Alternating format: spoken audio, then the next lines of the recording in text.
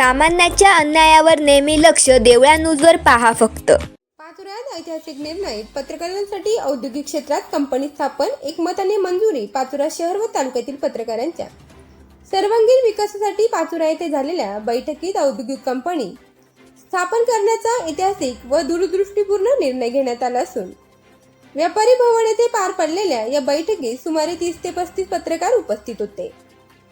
बैठकीच्या प्रारंभी पत्रकारांच्या दैनंदिन समस्या, आर्थिक स्थैर्य तसेच उद्योग व्यवसायाच्या संधी यावर सखोल चर्चा करण्यात आली. यावेळी तालुका माझा न्यूजचे संपादक तथा जनसेवक बंडूभाऊ केशव सोनार यांनी बैठकीचे उद्दिष्ट स्पष्ट करताना पत्रकारांनी केवळ बातम्यांपुरते मर्यादित न राहता आर्थिकदृष्ट्या सक्षम होण्यासाठी पुढाकार घेण्याची गरज अधोरेखित केली.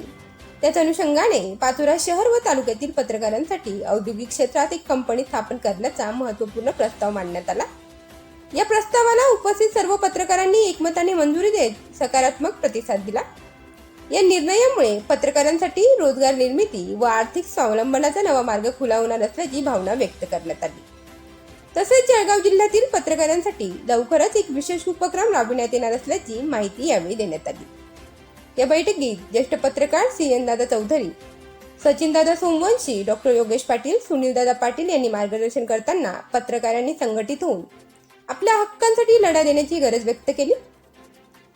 एकजुटीनेच पत्रकारांच्या समस्या सोडविता येतील असा ठाम विश्वास त्यांनी व्यक्त केला.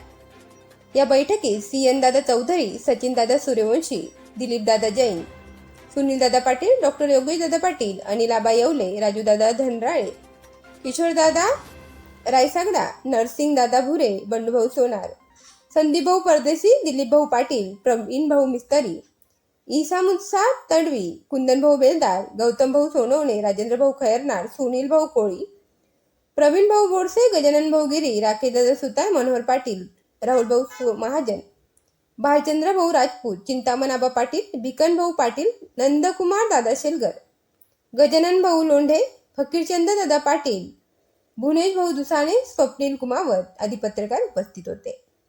बैठकीतून पत्रकारांच्या एकजुटीचा ठोस संदेश देत भविष्यातील वाटचालीसाठी दिशा निश्चित करण्यात आल्याचे समाधान व्यक्त करण्यात आले. देवळा न्यूजसाठी चंदू खरे, पाचोरा.